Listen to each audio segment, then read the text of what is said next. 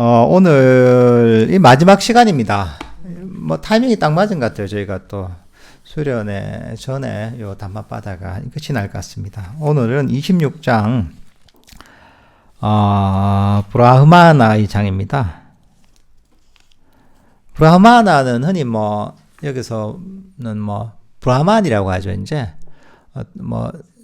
그 인도에서는 그런 카스트 제도가 있어서 뭐 사제계급을 브라만 혹은 브라마나 이렇게 표현을 하거든요.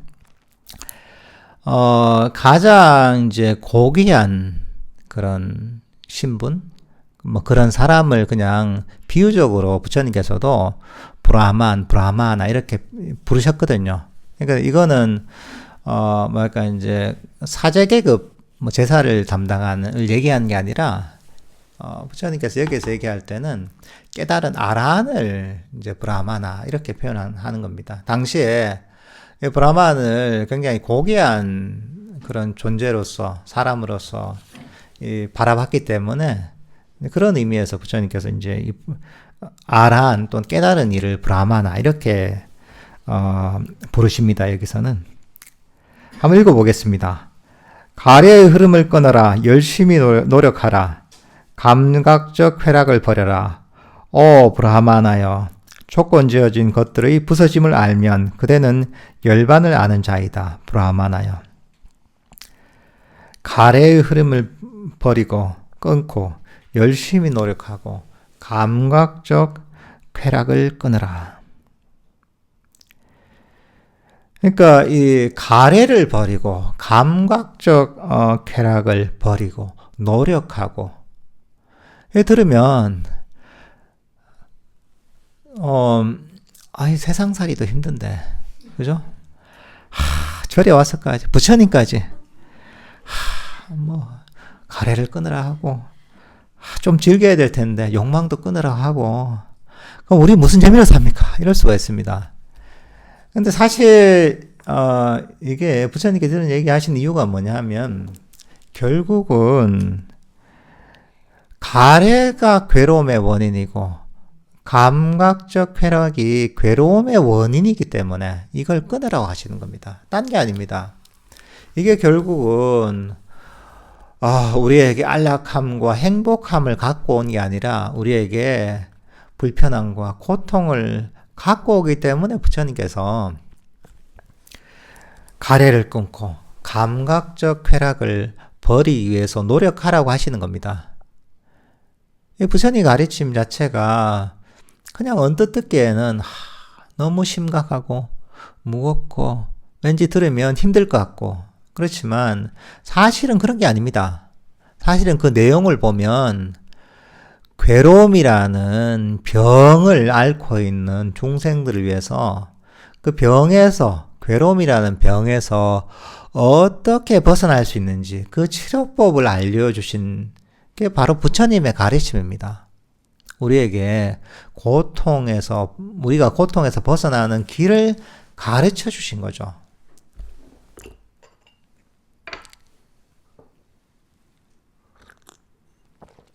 그러면 실제로 이 가르침의 내용을 안다면 반응이 아까처럼 세상살이 힘들어 죽겠는데 부처님도 또 힘들게 뭘 하라고 하시네. 힘들게 가래를 끊고 욕망을 버리라고 하시네. 이렇게 반응한 게 아니라 이렇게 반응해야 되는 거죠. 아는 사람이라면, 이야, 용하셔. 어떻게 그 괴로움을 끊는, 괴로움이라는 병을 치료하는 그런 방법을 어떻게 하셨지? 기가 막힌 이런 치료법을 가르쳐 주시는구나. 이야, 난 드디어 괴로움에서 벗어날 그 방법을 드디어 찾았구나. 이렇게 반응해야 되는 겁니다. 가래가 뭡니까? 가래가 끊임없이 더 얻으려고 하는 겁니다. 욕망을 하는 겁니다. 감각적 쾌락도 사실 비슷한 겁니다. 내가 좋아하는 건 끊임없이 움켜쥐고 즐기고 더 요구하는 게 바로 감각적 쾌락입니다. 물론 우리가 원하는 것을 좀 즐기고 원하는 것을 사고 얻고 소유하고 그런 즐거움이 있죠. 이게 근데 처음부터 그걸 다 버리라는 게 아닙니다. 처음에는 그런 거 다 안 버려도 됩니다. 버리지 말고 명상할 때만 버리면 됩니다. 처음에는. 그러니까 여러분들 오해하는 게 이러면 어떻게 인생을 삽니까? 뭐 맛있는 것도 먹어야 되고 내가 좋아하는 옷도 사야 되고 재밌는 영화도 봐야 되는데 어떻게 이걸 실천하냐고 하는데 그거는 그냥 그냥 평소에 그냥 사시면 됩니다. 평소에 그냥 맛있는 거 드시고 좋은 거 보시고 원하는 옷 입으시고 이래 사시면서 명상을 할 때만 버리면 됩니다. 일단은 처음에는.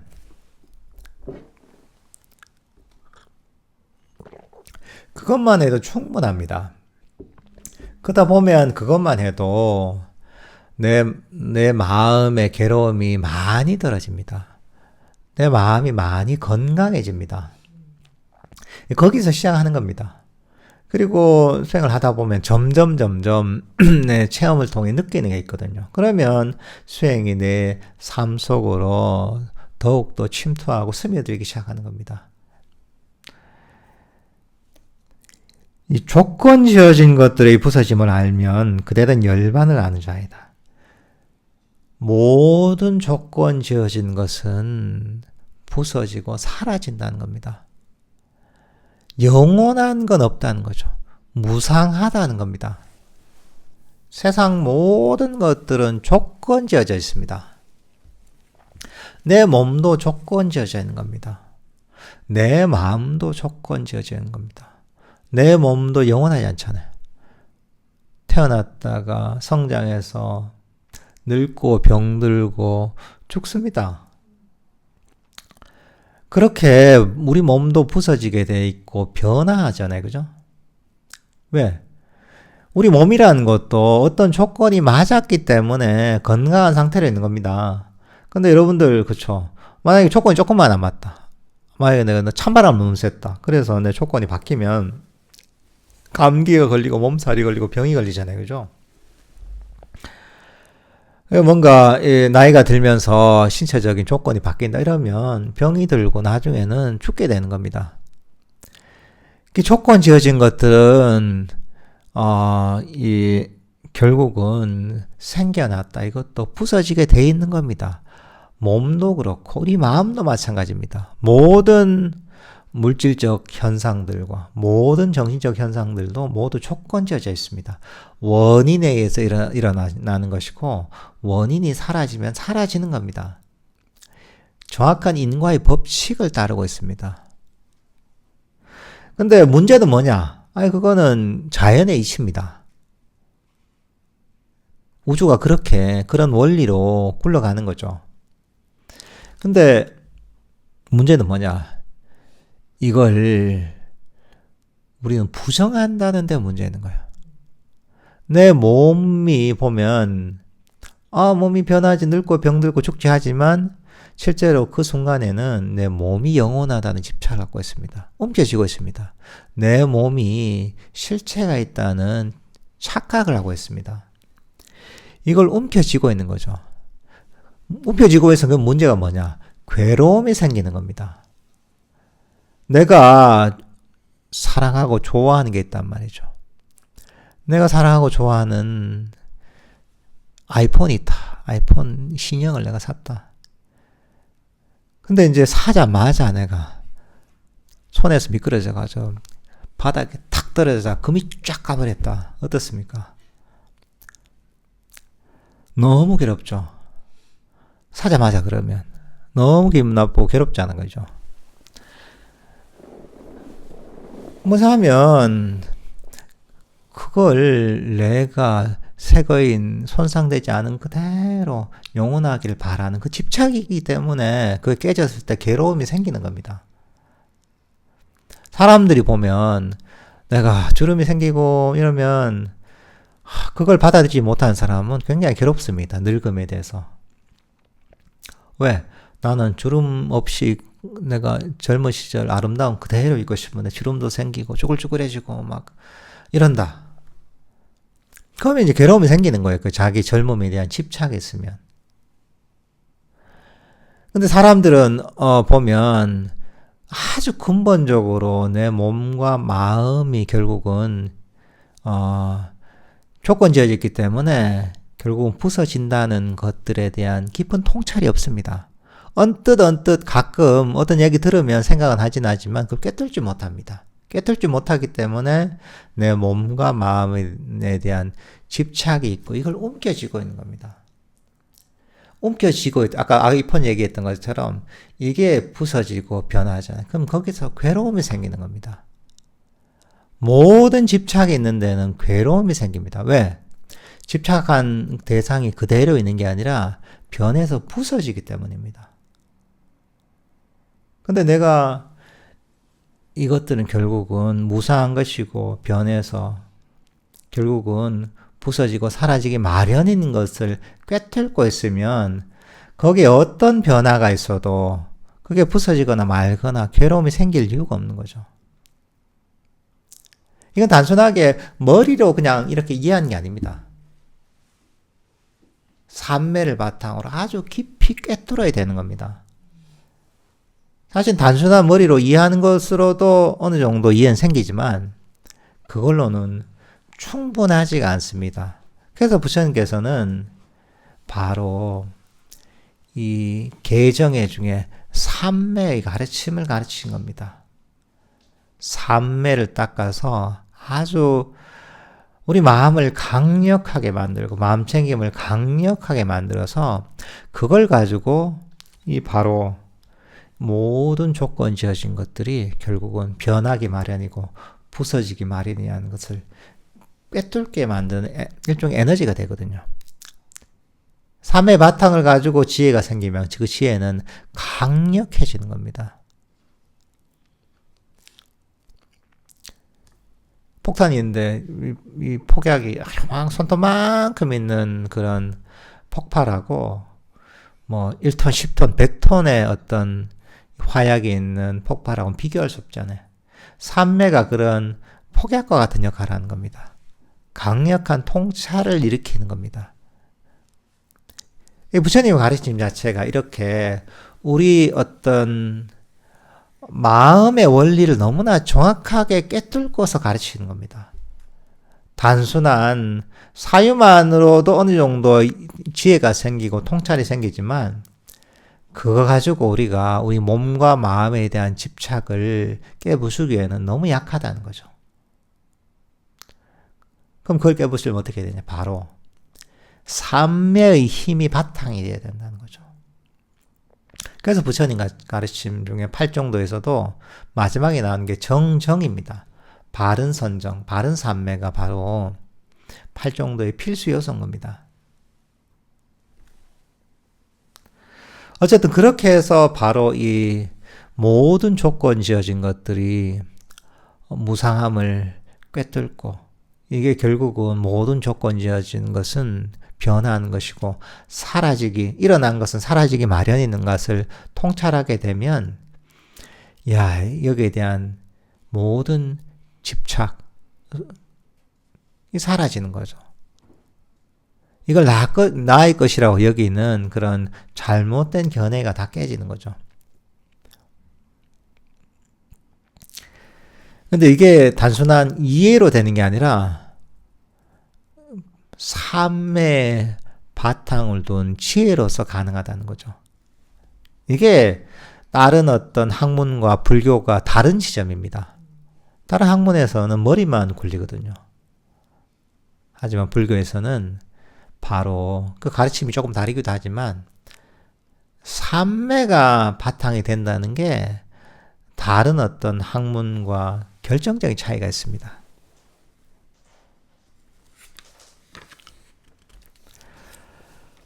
브라마나가 두 가지 상태, 삼매와 지혜의 두 가지 상태에서 저 언덕에 도달할 때 그때 이것을 아는 분의 모든 속박은 사라진다. 여기도 얘기하는 것처럼 바로 계를 바탕으로 삼매와 지혜를 개발해서 바로 괴로움에서 완전히 벗어난 그런 저쪽 언덕, 완전한 깨달음에 이른다는 거죠. 그럴 때 우리를 괴로움에서 묶는 속박이 완전히 사라지는 거죠. 이 언덕도 저 언덕도 또는 두 언덕 모두 존재하지 않는 분, 두려움이 없고 속박에서 벗어난 분, 그를 나는 브라마나라 부른다. 브라마나가 바로 아란을 얘기하는 거죠. 그죠? 이 언덕, 우리가 경험하는 이 세속의 어떤 이런 경험들도 사실은 이 언덕이라 하죠. 중생으로서의 삶을 사는 이 세상을 이 언덕이죠. 저 언덕은 뭐냐면 깨달음의 세상이죠. 괴로움에서 완전히 벗어난. 근데 이제 이 깨닫고 나면 바로 이 깨닫는 이 존재 자체가 사실 없다는 것을 알게 되는 거거든요. 깨달음이 이르기 전에는 수행을 하는 존재도 있고, 또는 나중에 깨닫고 나서 깨닫는 존재도 있지만, 하지만 완전한 깨달음이 이르고 나서는 사실은 나라는 실체가 없다는 것을 꿰뚫게 되는 거죠.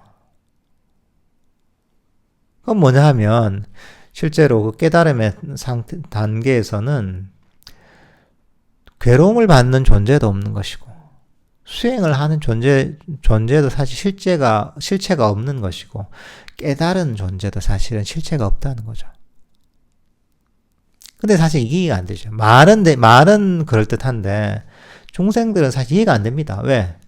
우리는 자아관념이 내가 있다고 생각하고 자아관념이 있기 때문에 그게 이해가 안 됩니다. 사실 이거는 분리해서 생각해 봐야 돼요. 중생의 차원에서는 나도 있고, 수행하는 수행자도 있고, 깨달음도 있고, 괴로움도 실제하는 겁니다. 그게 현실이에요.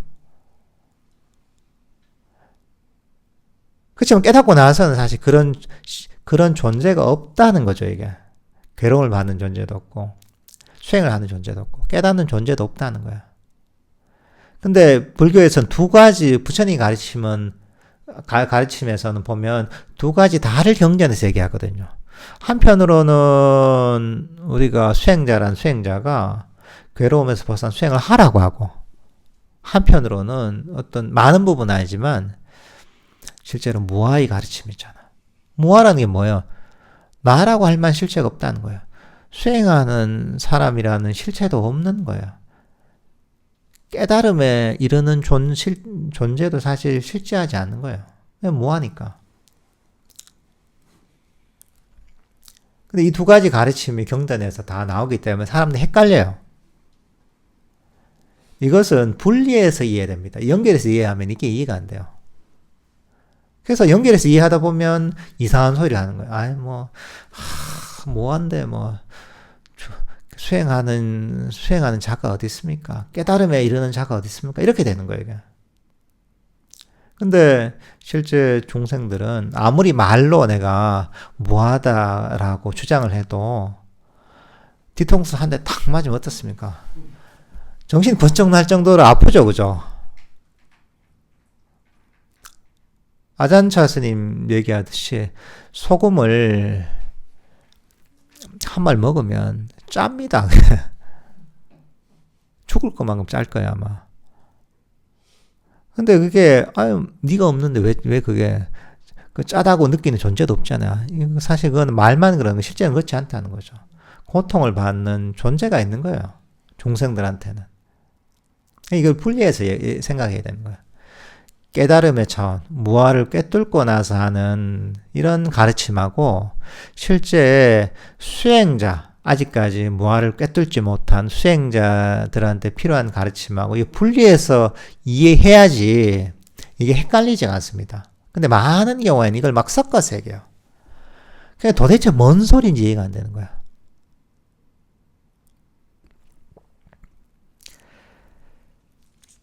선정에 들고 더러움이 없고 명상을 위해 앉고 할 일을 마치고 번뇌에서 벗어나고 최상의 목표에 도달한 분, 그를 나는 브라마나라 부른다.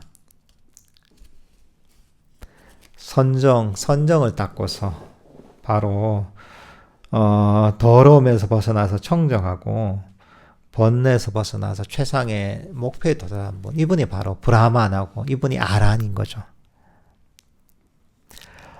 태양은 낮에 빛나고 달은 밤에 빛난다. 무사는 무장한 모습에서 빛나고 브라마나는 선정으로 빛난다. 그러나 참으로 붓다는 온통 밤낮으로 광채로 빛난다.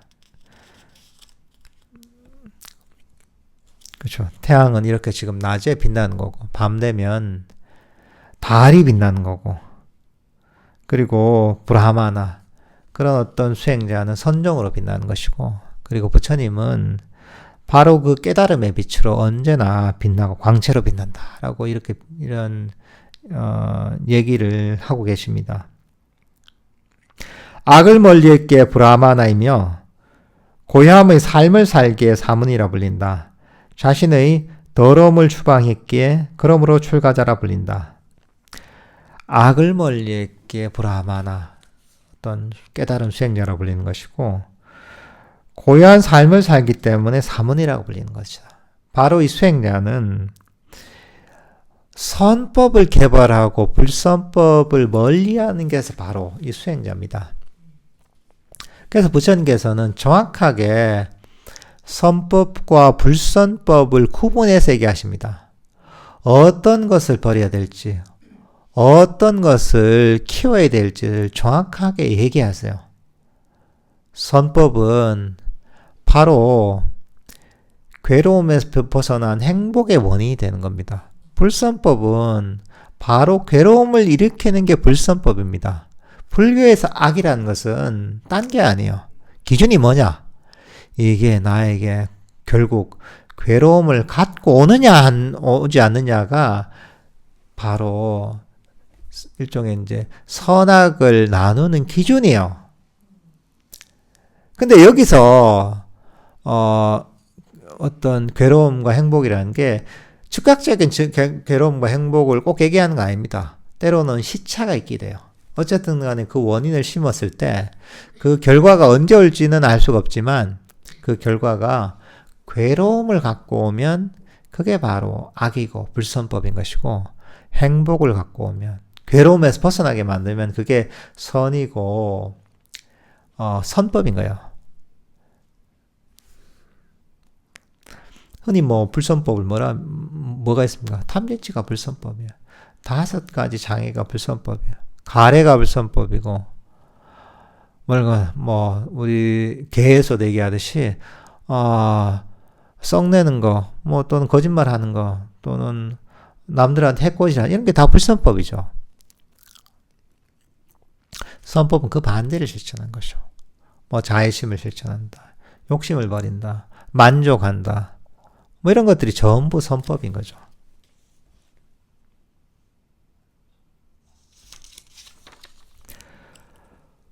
브라마나를 때려서는 안 된다. 브라마는 자신을 때리는 이에게 성냄을 방출해서는 안 된다.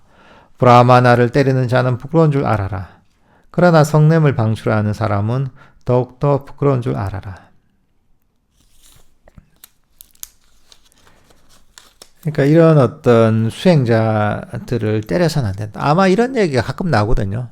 당시에 그 탁발하러 인도 전역을 다니다 보면 그 나쁜 놈들이 좀 있었나 봐요. 수행자를 막 해코지하는 그런 무리들이 좀 있었나 봐요.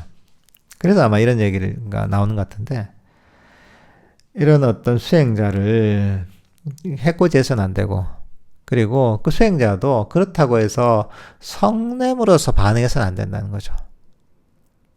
왜?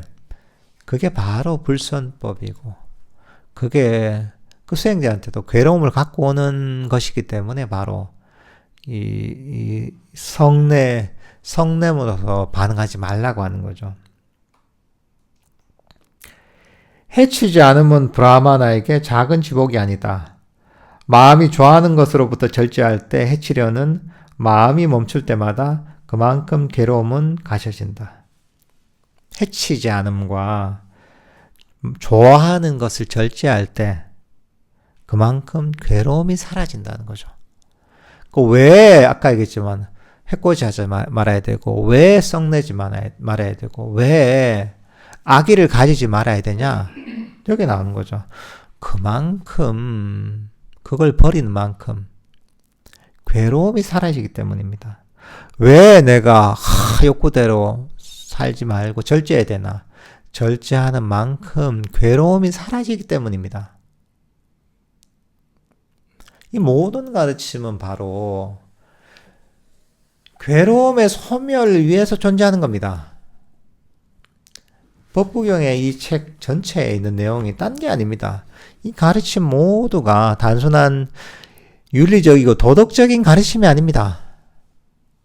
이 모든 가르침은 단 한 가지 이유, 괴로움의 소멸을 위해 이 모든 가르침이 존재합니다. 괴로움이 소멸되면 뭡니까? 바로 행복이 생기는 거죠. 그래서 괴로움이 완전히 뿌리 뽑히면 그 사람은 최고의 행복에 이르게 되는 겁니다.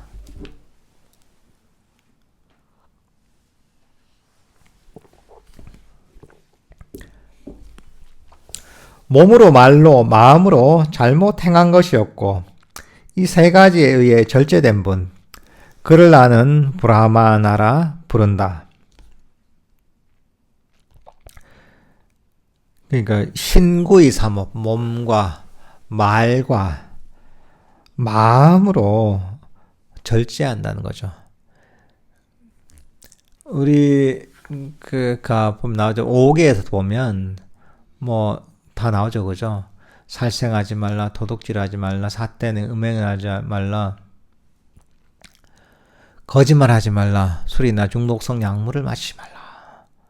이런 걸로 대표되는 어떤 계의 측면이 있습니다. 말을 절제하고, 몸을 절제하고, 말을 절제하고, 또는 마음으로서 절제하는 것, 불선법을 버리는 것. 바로 이게 수행자라는 거죠. 이걸 통해서 알아내는 것이고, 바르게 깨달으신 분에 의해 설해진 단말을 누군가로부터 배울 수 있다면 그에게 존경을 다해 공경해야 하리. 재간이 제식의 불을 예비하듯이.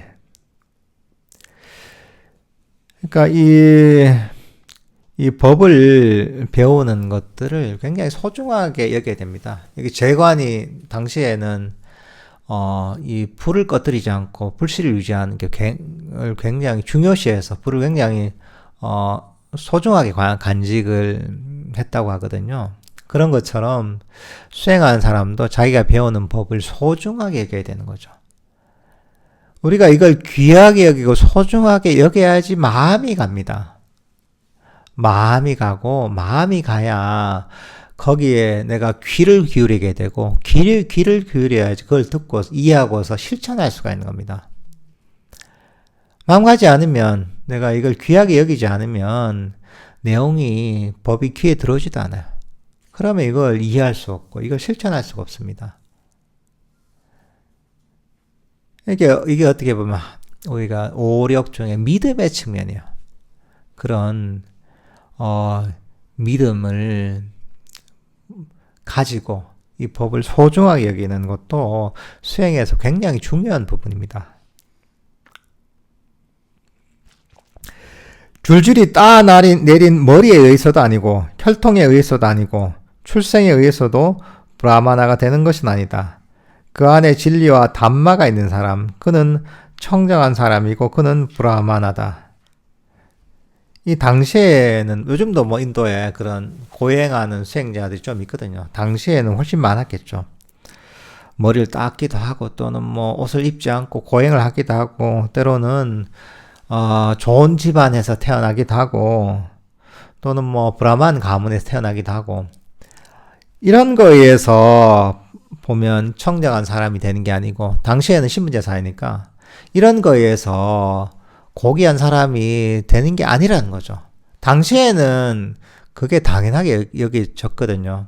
신분에 의해서, 출생에 의해서 이 고귀한지 천한지가 결정이 됐는데 부처님은 요즘 들으면 너무 당연한 얘기지만 당시에는 쇼킹한 얘기거든요.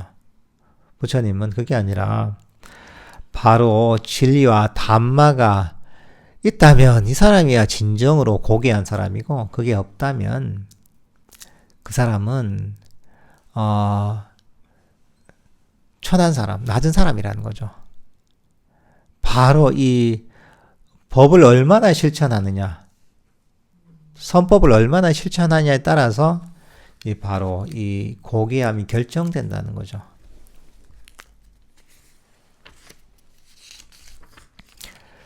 그대의 따은 머리가 무슨 소용인가, 어리석은 자여. 그대의 사슴 가죽옷이 무슨 소용인가. 그대 안은 욕망을 정글인데 그대는 바깥을 닦고 있구나. 그 부처님 당시엔 그런 경우가 많았죠. 머리를 닦고 막 이제 발에 닿도록 이렇게 머리를 따서 내리고, 또는 진짜 이 사슴 가죽 옷이라고 하는데 요즘 같으면 엄청 비싼데, 그죠? 당시에는 이런 거 입으면 정말 고행자처럼 보였나 봐요. 수행자처럼.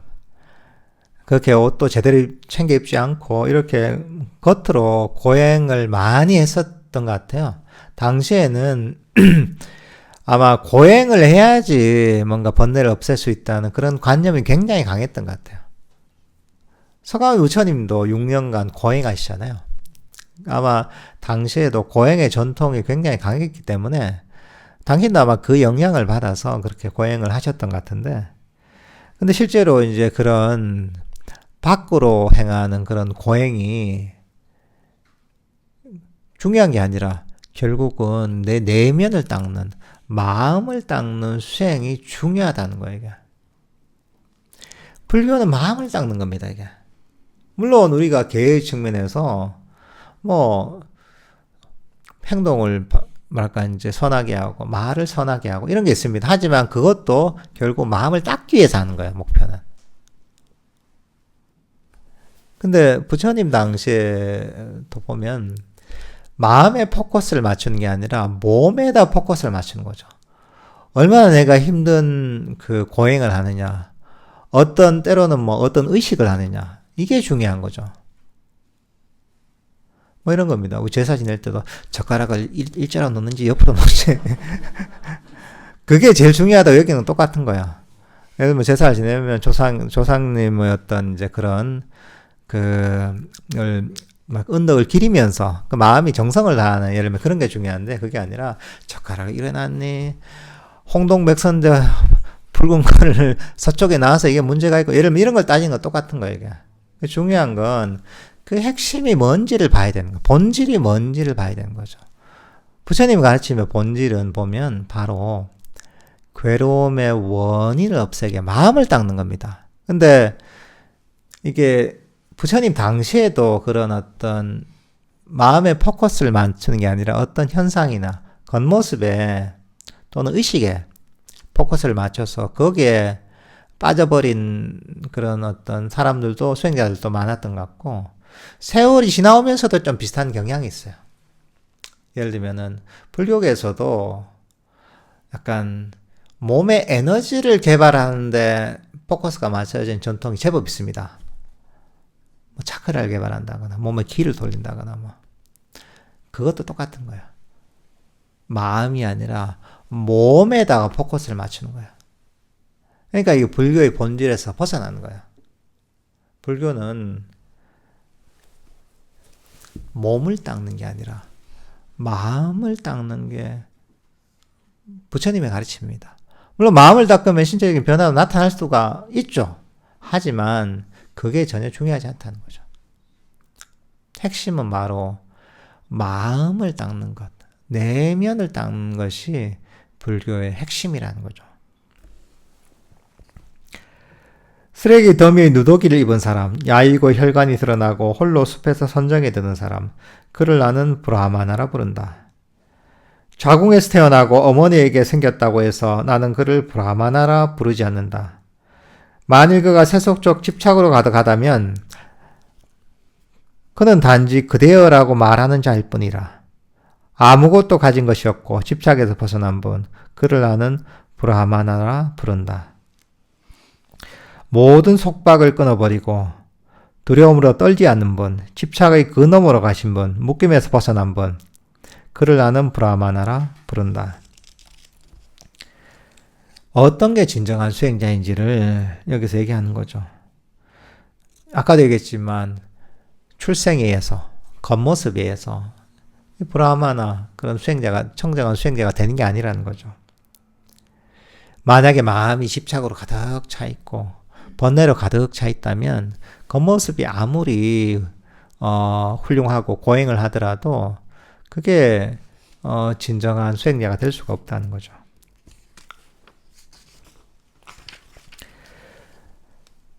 가죽띠와 가죽끈과 밧줄을 굴레와 함께 잘라버리고 빗장을 들어올린 분, 깨달은 분, 그를 나는 브라마나라 부른다. 욕설, 매질, 포박을 성냄이 없이 참아내는 분, 그의 강함은 인내라는 군대의 강함을 가진 분, 그를 나는 브라마나라 부른다. 성냄이 없고 의무를 다하고 계행을 지키고 욕망에서 벗어나고 절제된 최후의 몸을 가진 분, 그를 나는 브라마나라 부른다. 여러 가지 이런 브라마나라 불리는 수행자 혹은 아라한의 미덕을 얘기하거든요. 모든 집착과 속박을 끊어버리고, 그리고 어려운 힘든 상황에서도 성냄 없이 인내하는 이런 미덕이 있고, 이 계행을 지키고 수행을 통해서 완전한 깨달음에 이른 분, 이런 분들 브라마나라 부른다는 거죠. 성냄이 없고 의무를 다하고 계행을 지키고 욕망에서 벗어나고 절제된 최후의 몸을 가진 분, 그를 나는 브라마나라 부른다. 여기서는 보면 욕망이 없고 계행을 지키는 것, 그리고 욕망에서 벗어난 최후의 몸을 가진 분이라고 하잖아요. 아라는 이번 생이 마지막이거든요. 마지막의 몸입니다. 아란을 얘기하는 거죠. 더 이상 다시 태어남은 없는 게, 없는 분을 아란이라고 칭하기도 하거든요. 그러니까, 이번 이 마지막 최후의 몸이다 하면 이게 바로 아란입니다. 나머지 모든 중생들은 업에 따라서 다시 태어납니다. 여러분들 그러니까 죽어도 걱정 안 해도 됩니다. 어차피 다시 태어납니다. 아란이 되면 좀 걱정을 해야 되겠죠. 이번이 마지막이니까 그죠? 근데 아란이 아니면 전부 다시 태어납니다. 물론 자기 업이 문제겠죠. 어떤 업이 발현되느냐에 따라서 선처에 나기도 하고 괴로운 악처에 나기도 하지만 어쨌든 중생들은 이런 윤회의 굴레를 벗어날 수가 없습니다. 연꽃 위의 물처럼 송곳 끝의 겨자씨처럼 감각적 쾌락에 더럽히지 않는 분, 그를 나는 브라마나라 부른다. 연꽃에 물방울이 떨어져도 연꽃이 젖지 않고 다 젖지 않잖아요, 그죠? 그리고 이 송곳 끝에 겨자를 올릴 수가 없잖아요. 거기에 꽂히는 게 아니라 겨자는 떨어지고 마는 거죠. 그것처럼 이런 브라마나라 불리는 아라는 그런 욕망이나 감각적 쾌락이 그를 더럽힐 수가 없다는 거죠. 이 세상에서 자신의 괴로움의 소멸을 아는 분, 짐을 내려놓은 분, 묶임에서 벗어난 분, 그를 나는 브라마나라 부른다.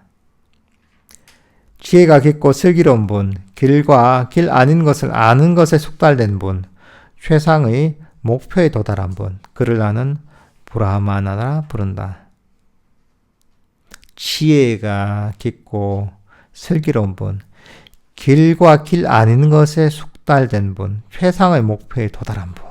특히 여기서 길과 길 아닌 것을 안다는 거죠. 이런 부처님께서는 거기에 가장 정통하셨던 분인 거죠.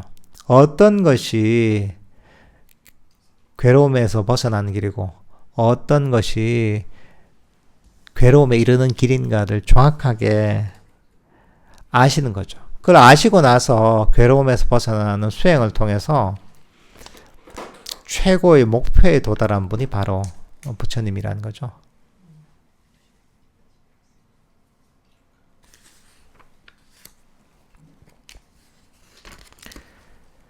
제가자와도 출가자와도 그 양자와도 교제를 삼가하고 집 없이 살며 욕망이 없는 분, 그를 나는 브라마나라 부른다. 식물에게나 동물에게나 모든 존재들에게 폭력을 내려놓고 해치지도 않고 죽이지도 않는 분, 그를 나는 브라마나라 부른다. 증오하는 사람들 가운데 증오하지 않는 분, 폭력을 쓰는 사람 가운데 평온한 분, 집착하는 사람 가운데서 집착하지 않는 분, 그를 나는 브라마나라 부른다. 그러니까 제가자와 출가자와 교제를 삼가하고 어떻게 보면 한가한다는 거죠. 한가하면서 수행하고 욕망이 없고 그리고 모든 존재들에게 폭력을 내려놓고 자비심을 가지는 분, 이런 분들이 바로 브라마나라 불린다는 거죠. 욕망과 증오와 자만과 미선이 송곳 끝의 겨자씨처럼 떨어져 나간 분, 그를 나는 브라마나라 부른다. 그러니까 이런 브라마나라 불리는, 여기서는 아란이죠. 아란은 이 바로 우리의 어떤 번뇌를 완전히 뿌리 뽑은 분이라는 거죠. 번뇌를 뿌리 뽑고 나면 더 이상 그 번뇌가 침투할 수가 없는 거죠. 욕망이나 증오와 자만, 위선 같은 번뇌도 완전히 뿌리 뽑힌 분이라는 거죠. 거칠지 않고 교훈적이고 진실한 말을 하는 분, 아무에게나 성내게 하지 않는 분, 그를 나는 브라마나라 부른다. 이 세상에서 길거나 짧거나 작거나 크거나 곱거나 추하거나 간에 주지 않는 것을 갖지 않는 분, 그를 나는 브라마나라 부른다. 이 세상과 저 세상에 대한 욕망이 없는 분, 갈망에서 벗어나고 속박에서 벗어난 분, 그를 나는 브라마나라 부른다.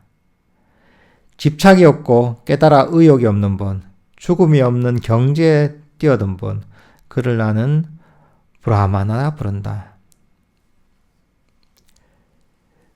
여기에서 선과 악, 양자를 초월한 분, 슬픔에서 벗어나고 더러움이 없는 분, 청정한 분, 그를 나는 브라마나라 부른다. 달처럼 티가 없고 깨끗하고 고요하고 동요 같고 존재에 대한 가래를 소멸한 분, 그를 나는 브라마나 부른다.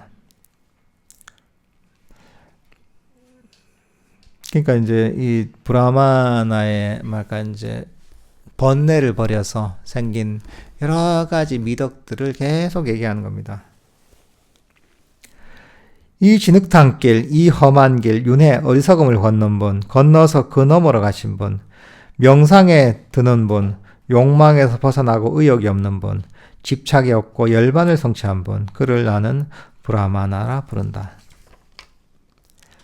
이 세상에서 감각적 쾌락을 버리고 집 없이 여행하고 감각적 욕망과 존재를 부숴 버린 분, 그를 나는 브라마나라 부른다. 이 세상에서 가래를 버리고 집 없이 여행하고 가래와 윤회하는 존재를 부숴 버린 분, 그를 나는 브라마나라 부른다. 인간의 속박을 버리고 천상의 속박도 초월하고 모든 속박에서 벗어난 분, 그를 나는 브라마나라 부른다. 여러분들이 이렇게 명상하는 게 바로 이런 분처럼 되려고 하는 겁니다.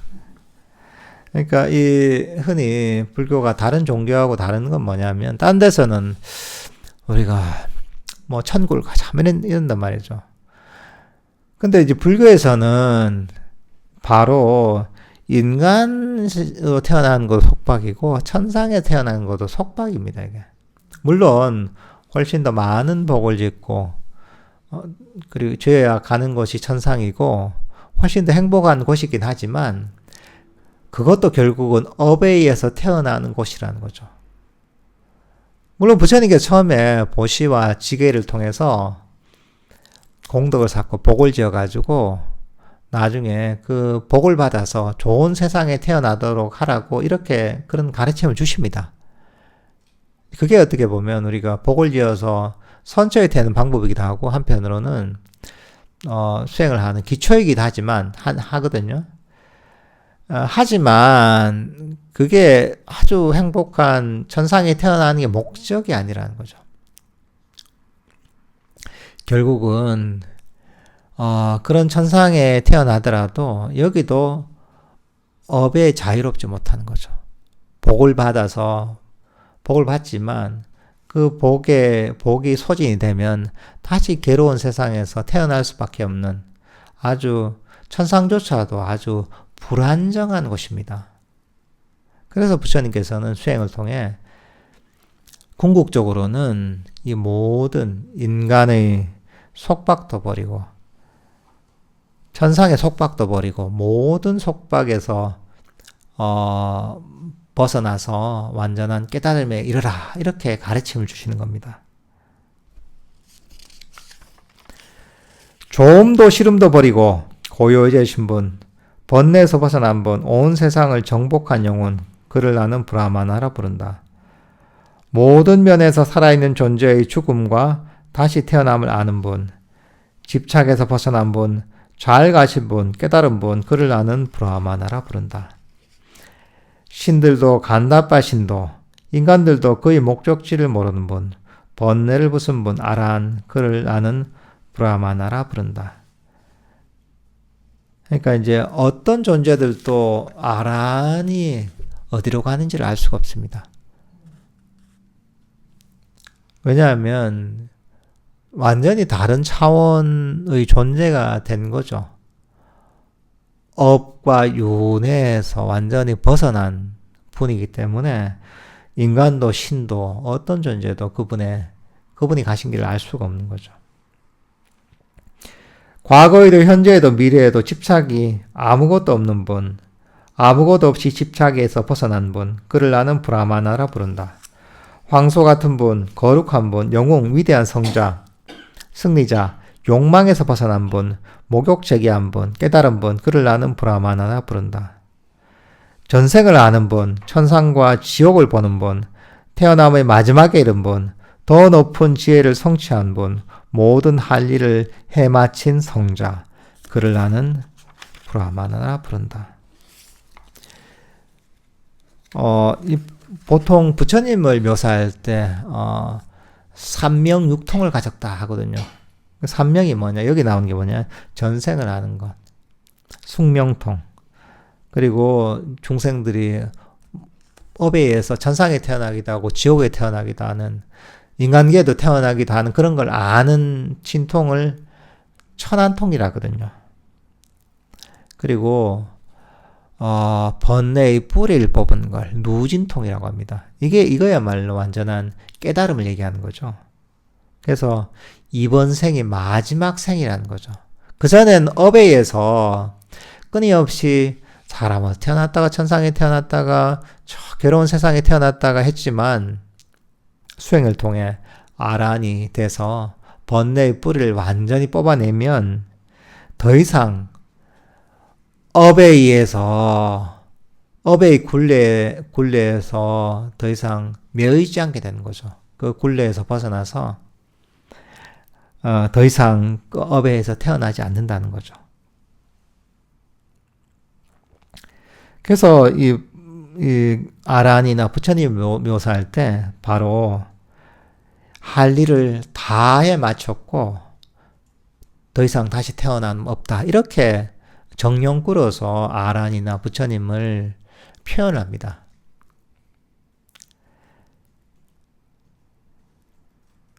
바로 이런 존재가 되는 게 우리가 수행하는 궁극적인 목적입니다. 그리고 지금은 우리하고 멀리 있지만 실제로 우리가 실천하는 이 수행법들이 바로 오늘 이 브라마나의 장에 나왔던 이런 아란이나 부처님과 같은 길로 우리를 한 발 한 발 이끌어주고 있는 겁니다. 그러니까 여기 나오면 너무 거룩하고 대단해서 이게 뭐 완전히 나하고 별개의 얘기 같지만 별개의 얘기가 아닙니다. 여러분들이 하고 있는, 배우고 있는 이 법이, 이 수행이 바로 이런 존재들로 우리를 이끌고 있는 겁니다. 예, 이로써 법구경 담마바다 강의를 타이밍 맞게 마쳤습니다. 그죠? 예. 그리고 요걸 딱 마치고 저희가 이제 다음 주 목요일부터 이 놓아버리기 수련회를 하게 됩니다. 그리고 다음 주에 놓아버리기 수련회를 저희가 목요일부터 1월까지 하니까 당연히 다음 주 법회는 1월 법회는 없고요.